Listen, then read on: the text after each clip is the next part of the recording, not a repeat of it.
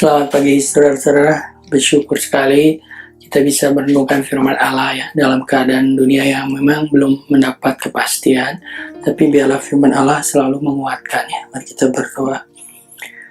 Bapa di surga, kami bersyukur bahwa Engkau mengasihi kami, Engkau memberi kepada kami roh-Mu yang kudus untuk berhuni dalam hidup kami, dalam tubuh kami.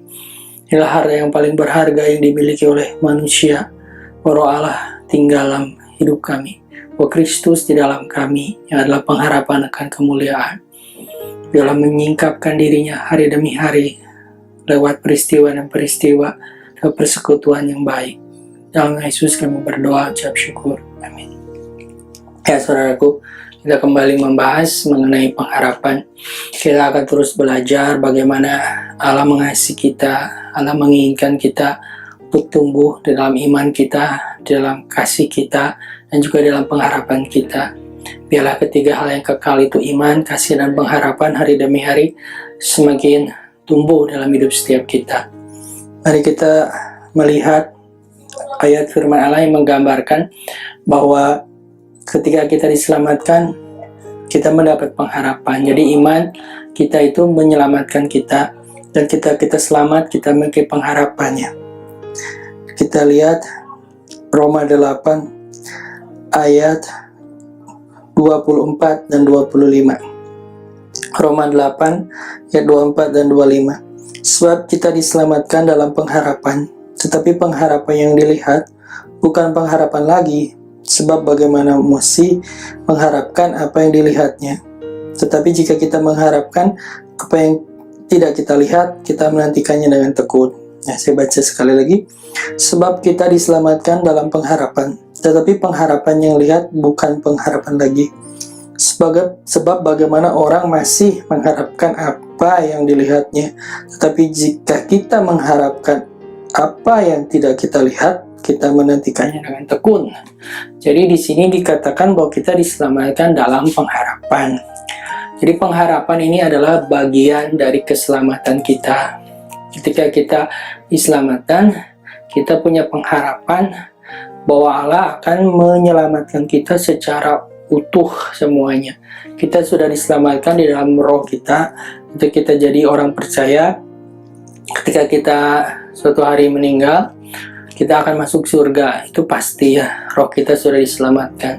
Tapi Allah ingin mengerjakan terus keselamatan ini ke dalam jiwa kita, pikiran kita, emosi kita, tekad kita. Hari demi hari Allah ingin perbaharui sehingga roh Allah menguasai jiwa kita. Lalu puncaknya adalah biarlah tubuh kita ini menjadi tubuh kemuliaan. Nah, keselamatan kita ini masih penuh pengharapan, terus berprogres dan ingin mencapai puncaknya, itu penggantian seluruh tubuh ini menjadi tubuh kemuliaan. Jadi Allah memberikan kepada kita satu keselamatan yang penuh dengan pengharapan, yang pada masa yang akan datang yang belum bisa kita lihat hari ini, kita akan mendapatkan keselamatan yang betul-betul sempurna, yaitu penggantian seluruh tubuh kita ini menjadi tubuh yang penuh kemuliaan. Nah, karena kita belum melihatnya, kita terus berharap akan hal itu, dan kita bisa terus bertekun, berharap, karena ada dasar firman Allah bahwa Allah ingin memulihkan, mengganti seluruh tubuh ini menjadi tubuh yang baru, tubuh yang penuh kemuliaan, sehingga kita tidak bisa lagi melakukan dosa dalam tubuh yang baru nantinya. Itu pengharapan setiap orang yang diselamatkan.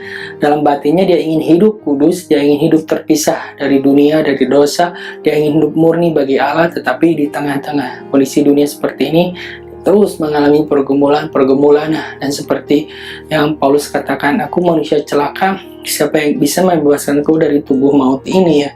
Bersyukur kepada Allah ya dalam Yesus Kristus ya, dia akhirnya memberi kita jalan melalui roh yang memerdekakan kita. Kita bisa keluar dari tubuh maut ini, dan roh ini ingin terus mengerjakan bagian dalam jiwa, dan akhirnya dalam tubuh ini dibangkitkan ya lewat pekerjaan roh Allah ini.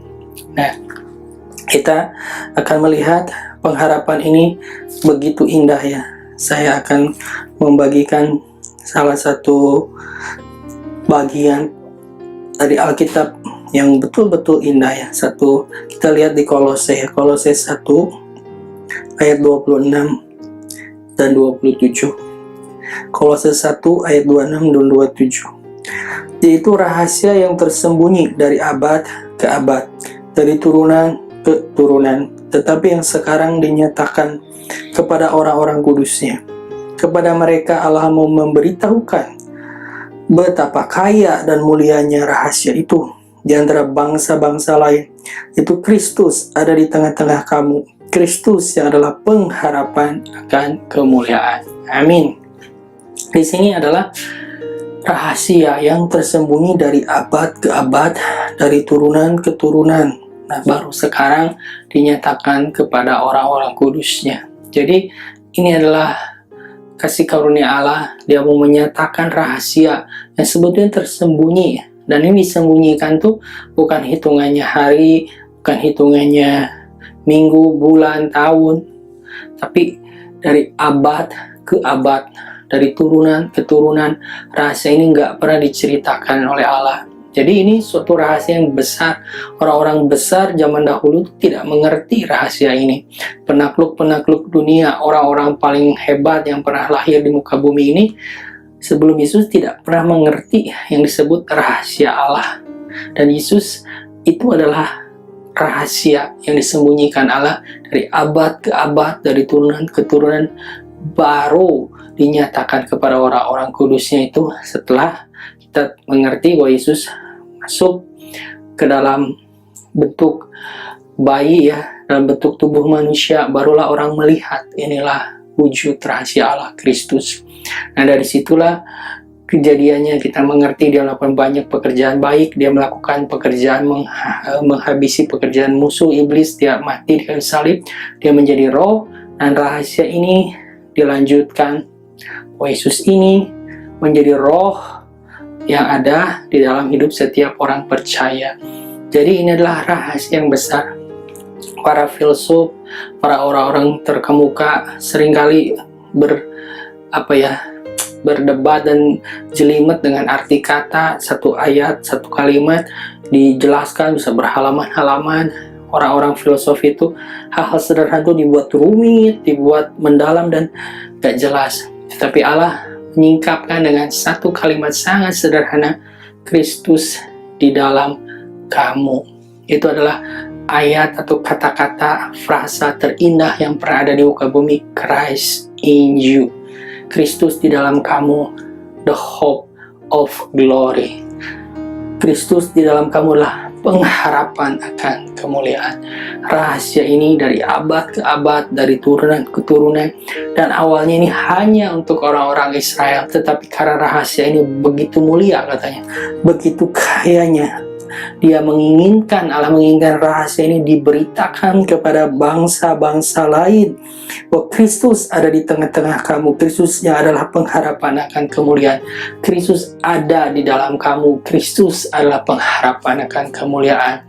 Jadi saking berharganya, saking mulianya berita tentang Kristus yang ada di dalam kamu, Allah ingin rasul-rasul dari orang-orang Yahudi itu keluar, pergi dari bangsamu, beritakan kepada bangsa-bangsa lain bahwa ada pengharapan akan kemuliaan, bukan dalam bentuk benda-benda materi.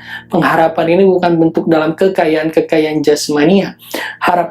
Pengharapan ini bukan dalam bentuk rumus-rumus matematika, pengetahuan teknologi, ilmu-ilmu kesehatan, resep-resep yang orang cari supaya panjang umur, supaya dia bisa hidup terus muda, biar dia banyaklah rahasia-rahasia yang orang ingin cari, rahasia hidup sukses, rahasia hidup kaya dan sebagainya. Mereka terus mencari rahasia-rahasia di muka bumi ini, rahasia-rahasia, dan orang selalu tertarik dengan rahasia sampai akhirnya juga pernah ada buku yang terkenal ya, The Secret. Orang ingin tahu rahasia. Dan Allah menyembunyikan rahasia ini berabad-abad. Karena Allah mengasihi orang-orang kudusnya, saudara dan saya, saudara menyingkapkannya kepada kita, bukan karena kehebatan kita, tetapi karena kasih karunia-Nya. Dan rahasia ini mau saya tekankan, Kristus di dalam Anda, Kristus di dalam kamu adalah pengharapanmu akan kemuliaan. Christ in you is the hope of glory. Ini harus kita ulang. Dan ada satu kelompok yang kita ngerti ya, kelompok-kelompok dari Watchman Nee Witness yang terus menekankan hayat Allah di dalam Kristus, di dalam Kristus, di dalam Kristus. Karena inilah pengharapan akan kemuliaan di dalam Kristus itu luar biasa. Ini adalah rahasia berabad-abad. Orang terus-terus mencari hal-hal di luar, orang mencari kekayaan di luar, orang mencari benda-benda materi, orang mencari orang-orang terpelajar, orang-orang mencari wanita-wanita cantik, orang-orang mencari orang-orang sukses. Banyak hal di luar, ilmu-ilmu pengetahuan, teknologi yang paling maju, sumber emas, minyak bumi. Orang mencari hal-hal seperti itu. Tetapi Allah menyingkapkan kepada kita, rahasia Allah bukan hal-hal materi seperti itu, tetapi Kristus yang di dalam kamu, itulah pengharapan akan kemuliaan. Jadi biarlah saudara melihat, ini dah rahasia Allah. Maukah saudara setuju bahwa ini yang dimaksud rahasia Allah itu Kristus di dalam kamu, bukan benda-benda yang saudara bisa lihat di luar, bukan teori-teori kemakmuran, bukan teori ini dan itu, tetapi adalah roh Allah, itu diri Yesus, roh Yesus itu tinggal di dalam kamu. Inilah pengharapan kita akan kemuliaan kita. Suatu hari kemuliaan ini akan disingkapkan, betapa mulianya Kristus di dalam kita ini. Pada waktu kedatangan Dia kedua kali, kita rindu setiap nyata keadaan anak-anak Allah disingkapkan, betapa mulianya anak-anak Allah yang memiliki Kristus dalam dirinya. Inilah pengharapan saudara saya. Dan saya mau tekankan kembali lagi, inilah rahasia yang berabad-abad, dari turunan ke turunan, dari orang-orang besar tidak pernah mengerti. Dan ini dinyatakan buat saudara dan saya, Kristus di dalam kamu adalah pengharapan akan kemuliaan. Christ in you is the hope of glory. Dan biarlah saudara menghargai, inilah harta, inilah pengharapan tertinggi bahwa Kristus ada di dalam kita. Amin.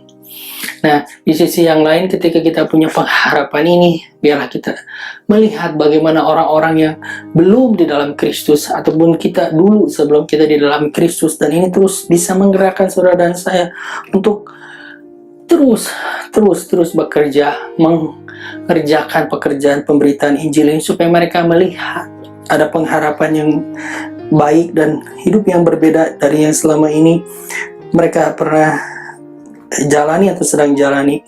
Efesus 3 ya. Ya, oke. Kita bisa baca lah ya dari ayat 1. Nah, kita bisa baca ya Efesus 3 dari ayat 1 dulu lah ya. Itulah sebabnya aku ini Paulus, orang yang dipenjarakan karena Kristus Yesus, untuk kamu orang-orang yang tidak mengenal Allah kita ya dahulu, dan orang-orang lain yang belum mengenal Kristus. Memang kamu telah mendengar tentang tugas penyelenggaraan kasih karunia Allah yang dipercayakan kepadaku oleh karena kamu, yaitu bagaimana rahasianya dinyatakan kepadaku dengan wahyu, seperti yang telah kutulis di atas dengan singkat. Apabila kamu membacanya, kamu dapat mengetahui bahwa daripadanya pengertianku akan rahasia Kristus, yang pada zaman angkatan-angkatan dahulu tidak diberitakan kepada anak-anak manusia, tetapi yang sekarang dinyatakannya dalam roh kepada rasul-rasul dan nabi-nabinya yang kudus. Nah, yaitu bahwa orang-orang bukan Yahudi karena berita Injil turut menjadi ahli-ahli waris dan anggota-anggota tubuh dan peserta dalam janji yang diberitakan dalam Kristus Yesus. Dari Injil ini aku telah menjadi pelayannya menurut pemberian kasih karunia Allah yang dianugerahkannya kepadaku sesuai dengan pengerjaan kuasanya. Kepadaku yang paling hina di antara segala orang kudus telah dianugerahkan kasih karunia ini untuk memberitakan kepada orang-orang bukan Yahudi kekayaan Kristus yang tidak terduga itu, dan untuk menyatakan apa isi tugas penyelenggara rahasia yang berabad-abad tersembunyi dalam Allah yang menciptakan segala sesuatu. Nah, jadi di sini kita melihat bahwa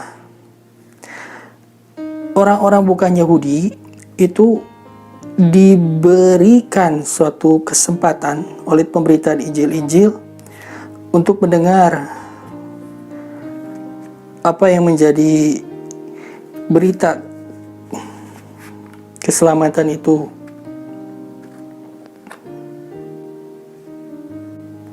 Nah, kalau kita lihat kembali di dalam Efesus 2, kita lihat orang-orang bukan Yahudi dan bukan orang-orang Yahudi itu dipersatukan. Nah, kita melihat kembali. Nah, sekarang